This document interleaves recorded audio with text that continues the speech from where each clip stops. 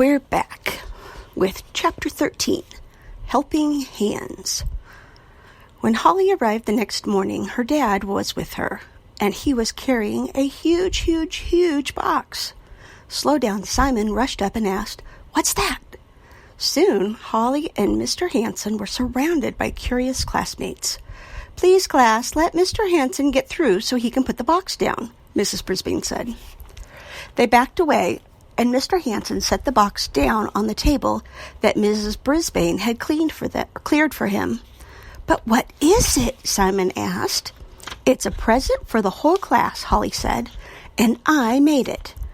And we're going to wait until everyone is here before we open it," Mrs. Brisbane said. Simon and the others groaned.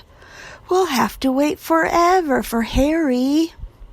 Harry and Simon were good friends, but Simon got annoyed when Harry was late, which was often. All my classmates were eager to find out what was in the box. Even though I thought I knew what it was, I couldn't wait to see it either. Thankfully, by the time the bell rang, Harry was in his chair.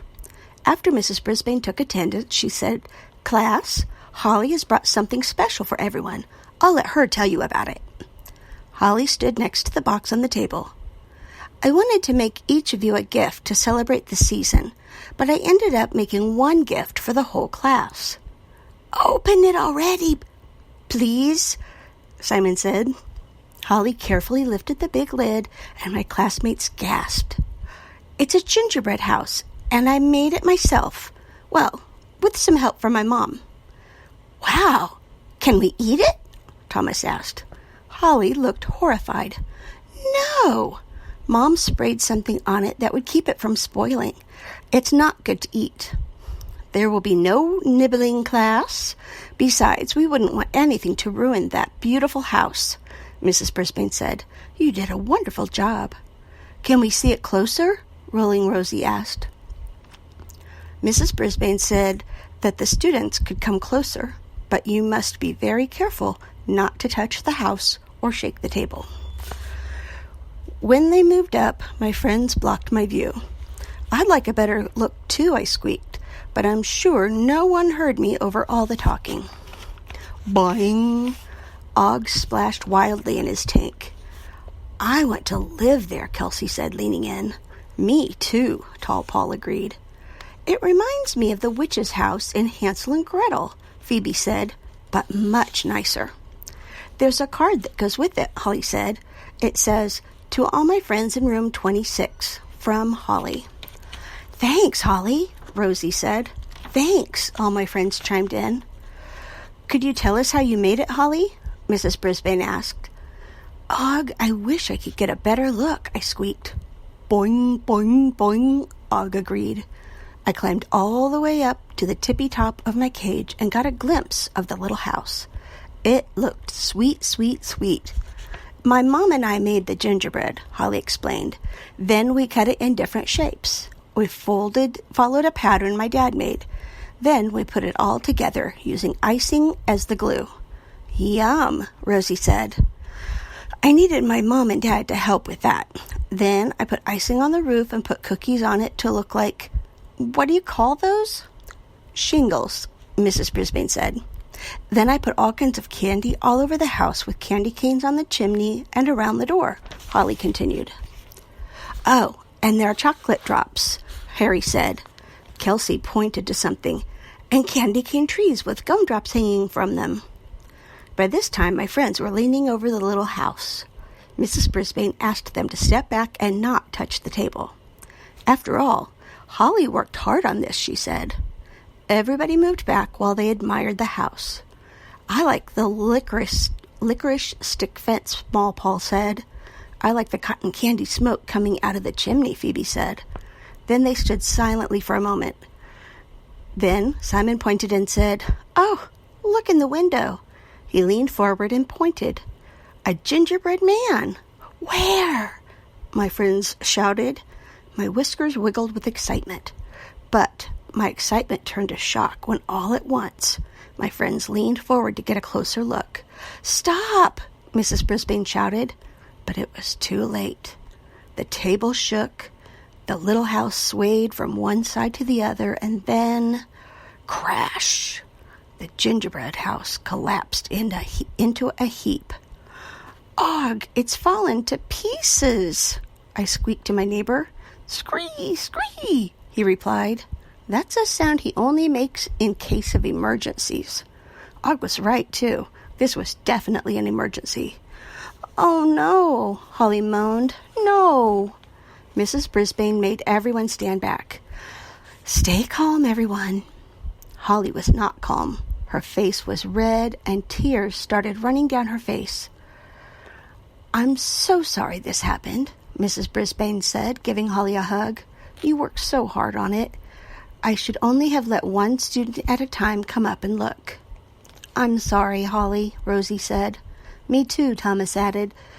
"It was the most beautiful house on earth." Small Paul stepped forward to look at the wreck of a house. "It's broken, but it's not smashed," he said.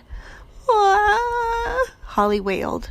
Mrs. Brisbane asked Small Paul what he meant. "Well, it might be possible to rebuild it," he said. Holly was sniffling so loudly I'm not sure she heard him. "Well, let's think about it," Mrs. Brisbane said, handing Holly a tissue. "Right now it's time for math. Please go back to your seats." Then she began talking about multiplication. "Doesn't she care?" I asked Og. Boing! Og seemed as surprised as I was. Tears were still flowing down Holly's cheeks, and she began to hiccup. Sometimes it's funny to hear a human hiccup, but this time it wasn't funny at all. "Holly, why don't you go to the nurse's office and lie down for a while?" Mrs. Brisbane said. "I'll call her and let her know that you're on the way." Holly nodded and left the room, loudly blowing her nose. Mrs. Brisbane wrote some math problems on the board, but I'm sure my friends weren't paying attention. "Can't we help her?" Kelsey whispered to Small Paul. He nodded. "There must be something we can do," Sophie whispered. Mrs. Brisbane turned to face the class. "What's going on?" she said. "This isn't time for talking." Small Paul raised his hand. "We'd like to put that house back together," he said. Everyone agreed. "Yes," they said. "We want to help Holly." Me too, I squeaked. Mrs. Brisbane glanced at the clock. "All right, let's try. It's almost time for recess," she said. "Those of you who would like to work on the gingerbread house may stay in, but just this once." Small Paul started scribbling on a piece of paper. The bell rang for recess, and guess what? Everyone in the class decided to stay inside to rebuild the house. Everyone wanted to help Holly. Mrs. Brisbane had them gather around the table.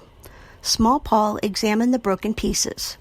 "Luckily, when it collapsed, some of the bigger pieces didn't break," he explained, "so we should be able to glue them back together. Then we can put the candy pieces on again." "But we don't have that special icing," Rosie said. "Why don't we use real glue?" Tall Paul suggested. "We're not going to eat it anyway." Small Paul nodded. "And real glue might hold it together better."